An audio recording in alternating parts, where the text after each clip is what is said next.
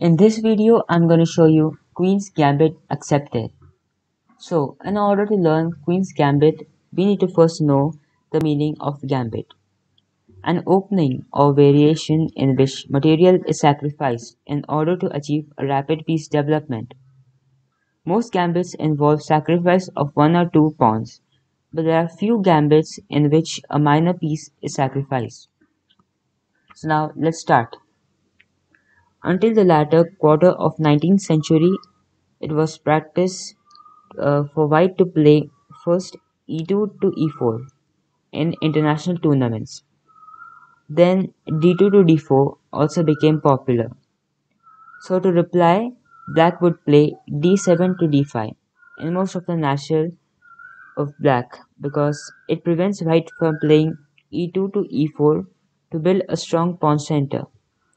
Instead, white plays c2 to c4 in his second move and offers the c-pawn as a gambit, or temporary sacrifice.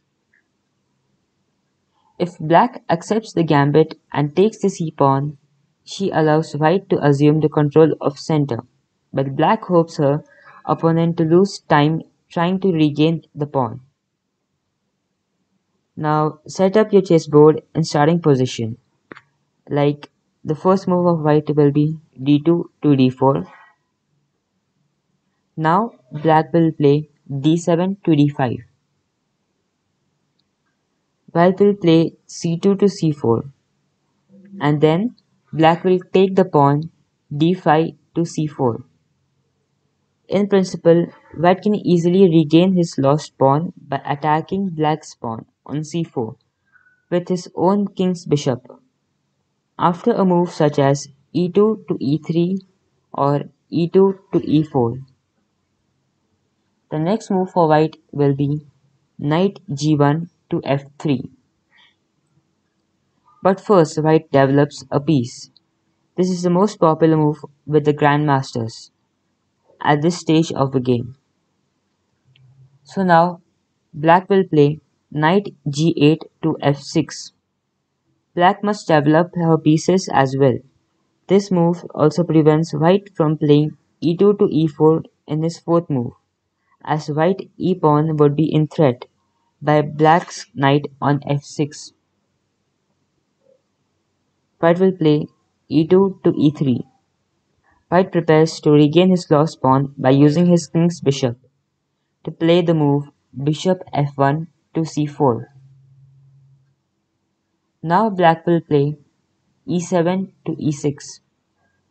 Black wants to play c7 to c5 to attack white's d-pawn. Her king's bishop now defends the c5 square.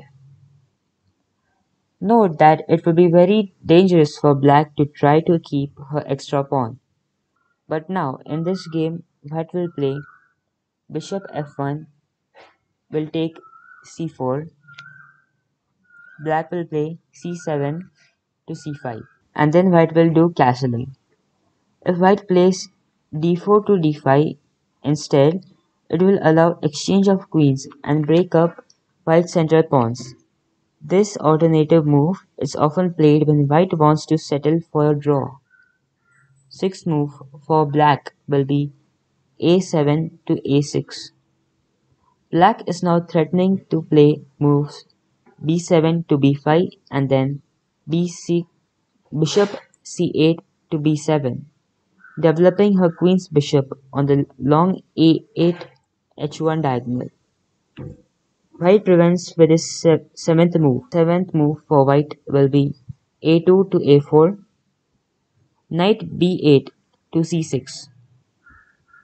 Now white will play queen d1 to e2, black's turn, c5 takes d4. Now white's move will be rook f1 to d1.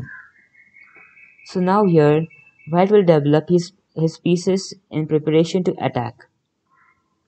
He will easily regain his pawn and then he will have more active position in addition to better control of the center. So this was all about Queen's Gambit accepted. The next video will be about tournament tips part 2. So please watch, don't forget to subscribe and like. Thank you.